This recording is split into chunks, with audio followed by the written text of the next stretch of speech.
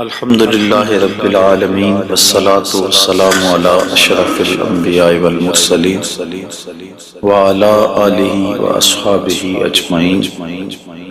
قال اللہ تعالی وتبارک فی القرآن المجید والفرقان الحمید۔ بسم اللہ الرحمن الرحیم۔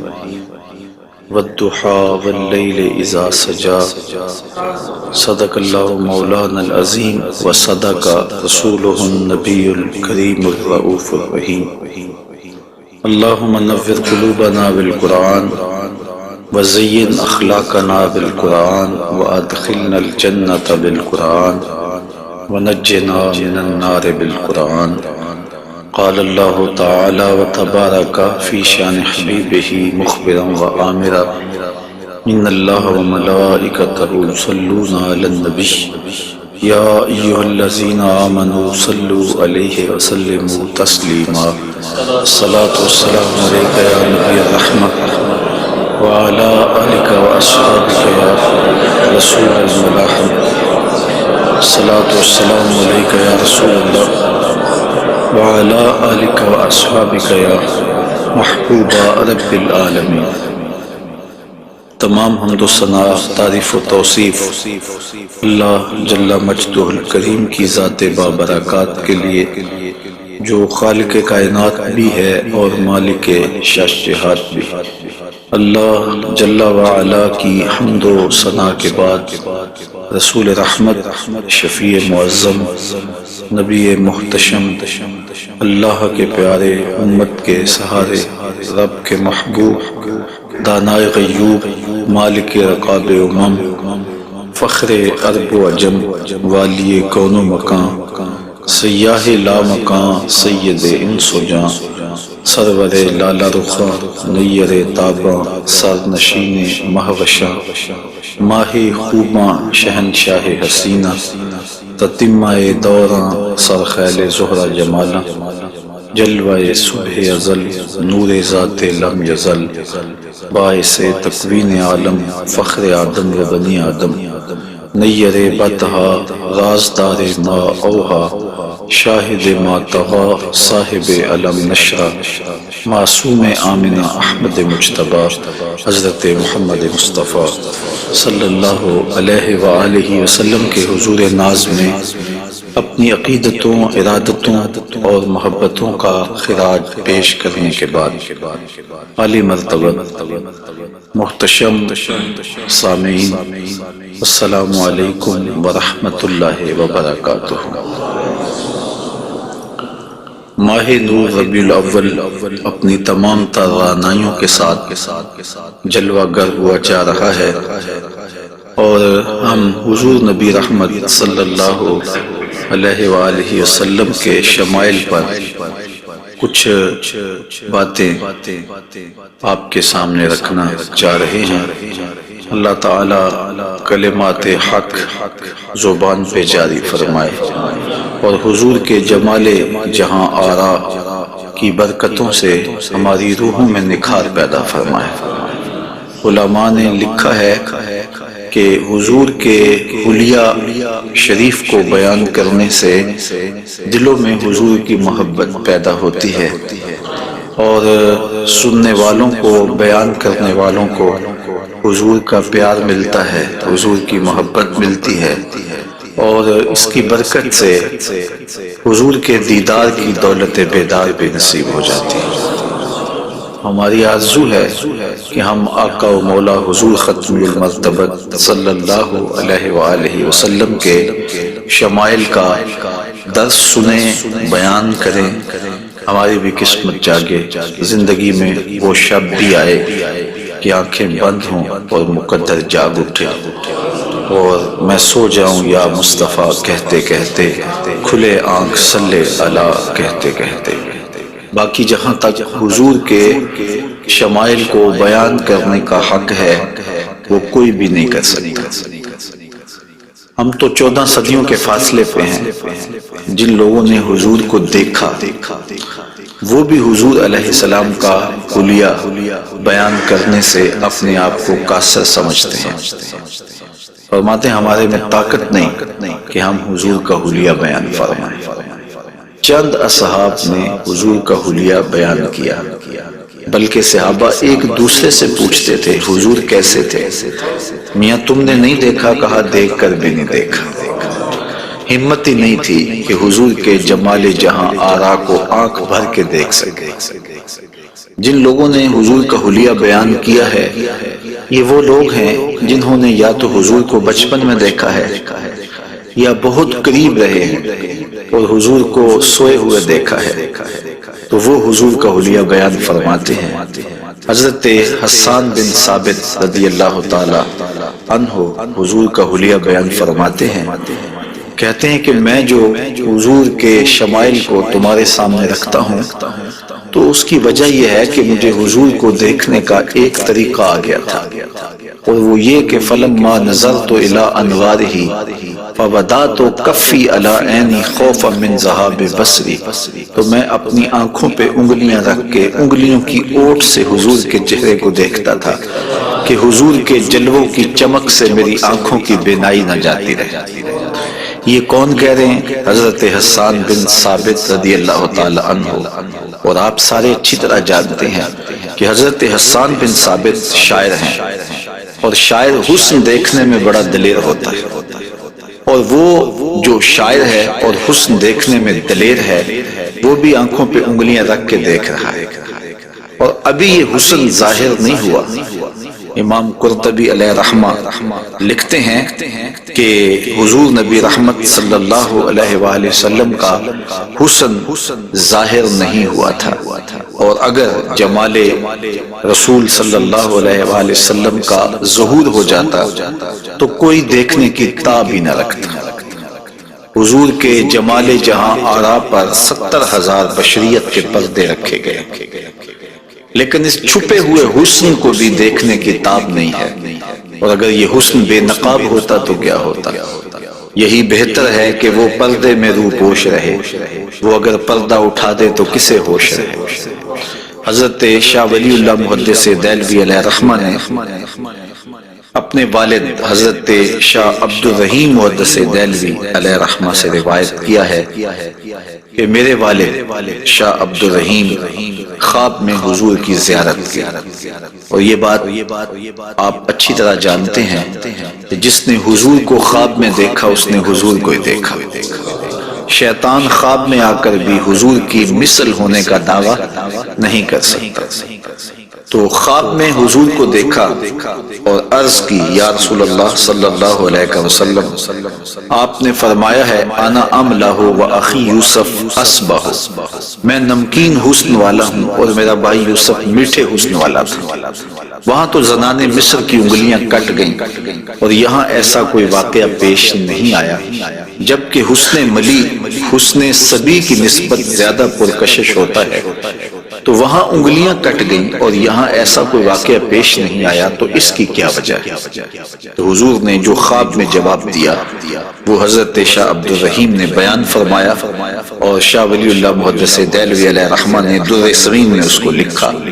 آقا کریم نے فرمایا جمالی مستور عن اعین الناس غیرۃ من اللہ، اے عبد الرحیم اللہ نے غیرت محبت کی وجہ سے میرے حسن کو لوگوں کی نظروں سے چھپا کے رکھا ہے۔ کوئی محب نہیں چاہتا کہ میرا محبوب کوئی دیکھے۔ قتیل شفائی نے کہا تھا نا، اس حد تلک بڑھ گئی ہے بے اعتمادی کہ تجھ کو تجھ سے بھی چھپانا چاہتا ہوں۔ وہ کہتا ہے میری تو آرزو یہ ہے کہ تو آئینہ بھی نہ دیکھے۔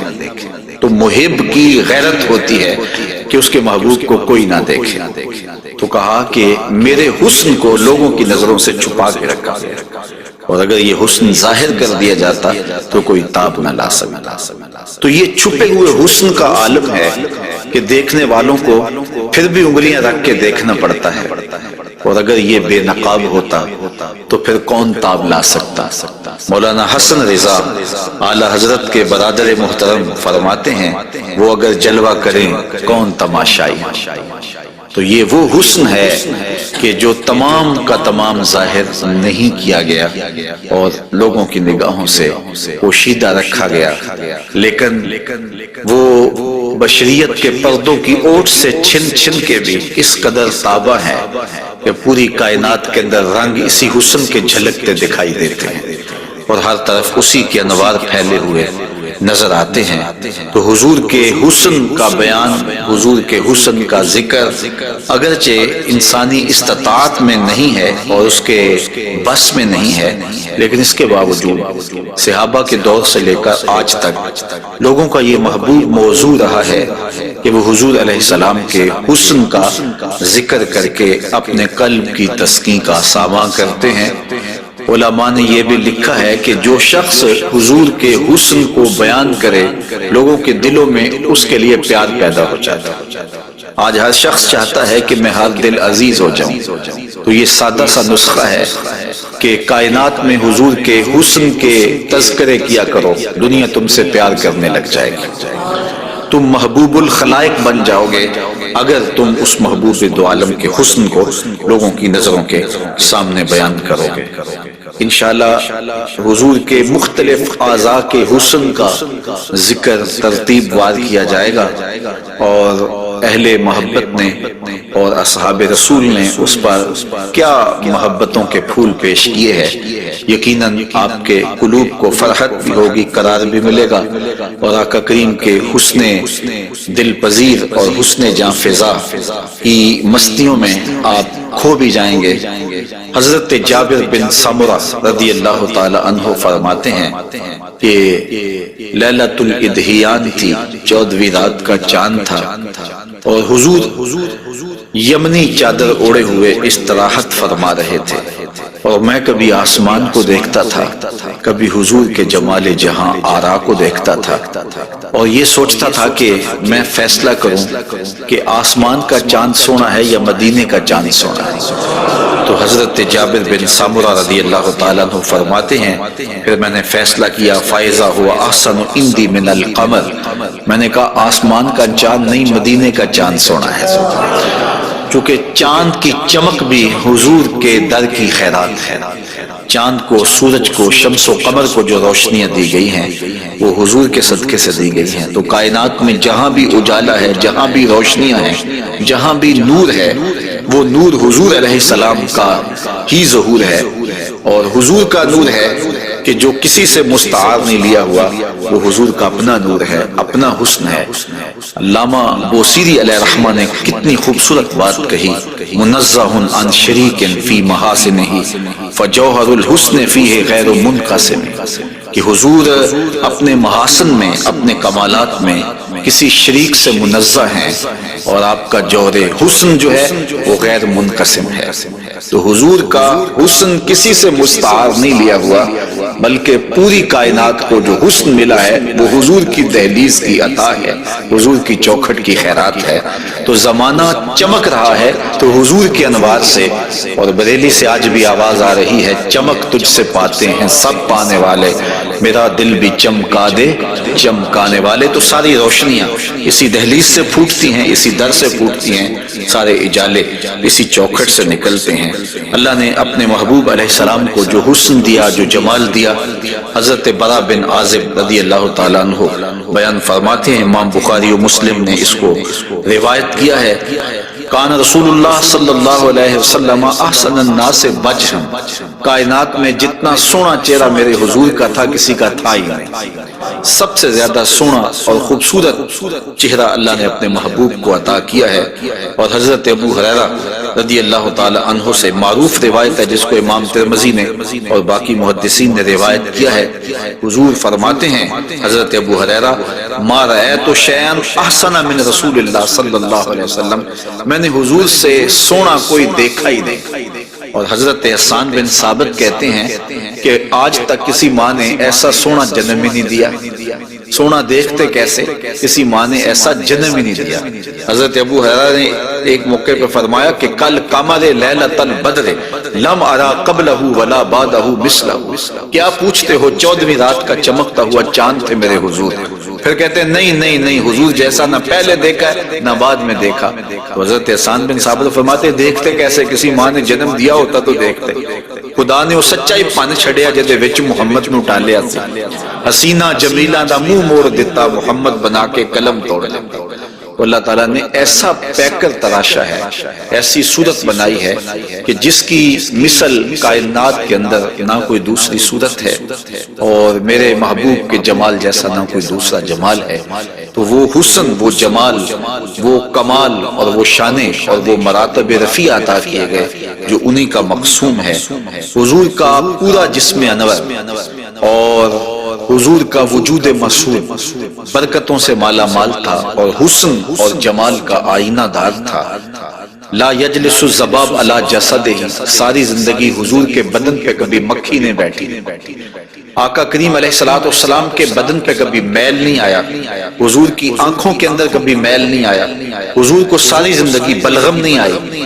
آقا کریم کی مبارک بغلیں بے بال تھیں اور بالکل باقی جلد کی طرح سفید تھیں۔ حضور علیہ السلام کا لعاب شہد سے زیادہ میٹھا تھا اور کستوری سے زیادہ خوشبودار تھا۔ حضور کے فضلات مبارکہ جو ہے وہ امت کے حق میں پاک ہیں، اور جہاں حضور علیہ السلام قضائے حاجت کے لیے جاتے تو وہاں بعد میں جا کے دیکھا جاتا تو کوئی چیز نظر نہ آتی سوائے کستوری کی خوشبو کے۔ تو آقا کریم علیہ السلام کو کبھی جمائی نہیں آئی، کبھی حالت نیند میں حضور نبی رحمت صلی اللہ علیہ وآلہ وسلم ناپاک نہیں ہوئے، حضور نبی رحمت صلی اللہ علیہ وسلم پر کوئی نجاست نہیں آئی، اور آقا کریم کے بدن کا سایہ بھی نہیں تھا تاکہ زمین کے اوپر حضور کا سایہ نہ گرے۔ کائنات میں ایسا کون ہو سکتا ہے جیسا آمنہ کا لال تھا؟ تو وہ حسن دیا گیا، وہ جمال دیا، جس پہلو سے دیکھو حضور بے مثال نظر آتے ہیں اور بے مثل نظر آتے ہیں۔ آئیے ہم حضور نبی رحمت صلی اللہ علیہ وآلہ وسلم کے جسم کے حوالے سے پہلے کچھ بات کریں اور پھر حضور کے اعضاء کی طرف چلتے ہیں۔ حضور کا مبارک جسم بے سایہ تھا، اور یہ سایہ نہ چاند کی چاندنی میں دکھائی دیتا تھا اور نہ سورج کی روشنی میں پڑتا تھا۔ حضرت ذکوان رضی اللہ تعالی عنہ روایت کرتے ہیں، فرماتے ہیں کہ ان رسول اللہ صلی اللہ علیہ وسلم لم یکن یرا لہ ظل فی شمس ولا قمر، حضور کا سایہ نہ سورج کی روشنی میں ہوتا تھا اور نہ چاند کی چاندنی میں ہوتا تھا۔ اور حضرت عثمان رضی اللہ تعالی عنہ خلیفہ ثالث رضی اللہ تعالی عنہ اس کی وجہ بیان فرماتے ہیں کہ حضور کا سایہ کیوں نہیں تھا۔ فرماتے ہیں ان اللہ ما اوقع ظلک علی الارض لئلا یدع انسان قدمہ علی ذلک الظل، اللہ تعالیٰ نے محبوب کا سایہ زمین پہ اس لیے نہیں پڑنے دیا کسی انسان کا قدم محبوب کے سائے پہ نہ آ جائے۔ اللہ اکبر۔ لیکن حضرت شیخ احمد مجدد الفسانی علیہ رحمہ نے ایک بڑی خوبصورت بات کہی، اور ہمارے لیے وہ بڑی ٹھنڈک اور بڑی تسکین کا سامان ہے۔ وہ فرماتے ہیں کہ اورا صلی اللہ علیہ وسلم سایہ نبو، آقا کریم علیہ السلام کا سایہ نہیں تھا۔ در عالم شہادت، اس عالم شہادت میں حضور کا سایہ نہیں تھا، اور یہ بات ثابت ہے، اور تقریباً تمام مکاتیب فکر کے لوگ ایک دو مکتبہ فکر کے علاوہ باقی سارے اس بات کو تسلیم کرتے ہیں۔ رشید احمد گنگوہی نے بھی یہ بات لکھی ہے، امداد السلوک کے اندر یہ روایت موجود ہے کہ بتواتر ثابت شد کہ حضرت علی سایہ نہ داشتن۔ وہ کہتے ہیں کہ یہ بات تواتر کے ساتھ ثابت ہے کہ جناب صلی اللہ علیہ وسلم کا سایہ نہیں تھا۔ تو حضرت شیخ فرماتے ہیں کہ عالم شہادت میں حضور کا سایہ نہیں تھا۔ شیخ احمد مجدد الفسانی کیوں سایہ نہیں تھا؟ فرماتے ہیں سایہ ہر شخص از شخص لطیف طرز، کسی چیز کا سایہ اس شے سے زیادہ لطیف ہوتا ہے، چون لطیف تر از وے صلی اللہ علیہ وآلہ وسلم در عالم نہ باشد پورا سایہ چے صورت دارد۔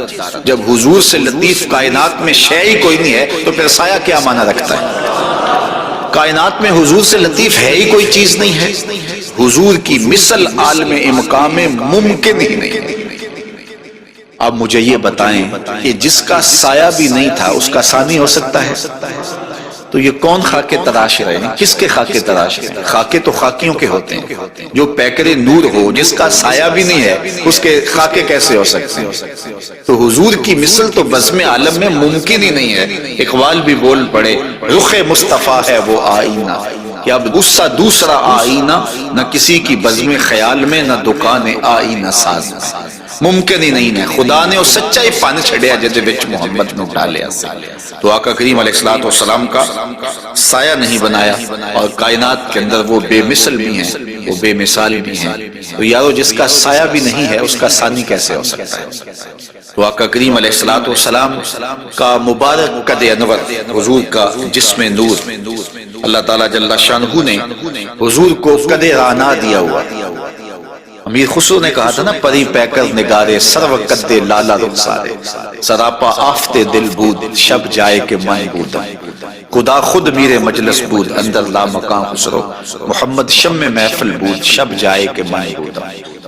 تو حضور کا قد انور، اللہ اکبر، اس کے بارے میں حضرت سیدنا علی المرتضیٰ رضی اللہ تعالی عنہ سے مروی روایت سنیے، فرماتے ہیں لم یکن بالطویل الممغط ولا بالکثیر المتردد وکان ربعۃ من القوم لم ارى قبلہ ولا بعدہ مثلہ۔ فرمایا کہ حضور علیہ السلام کا قد لمبا بھی نہیں تھا، حضور پست قامت بھی نہیں تھے، حضور درمیانی قد و قامت کے حامل تھے۔ پھر آگے کہتے ہیں نہیں حضور جیسا نہ پہلے دیکھا نہ بعد میں دیکھا۔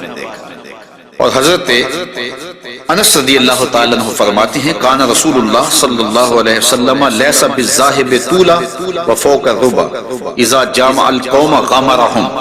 فرماتے ہیں حضور پست قامت نہیں تھے، حضور درمیانی قد و قامت کے تھے۔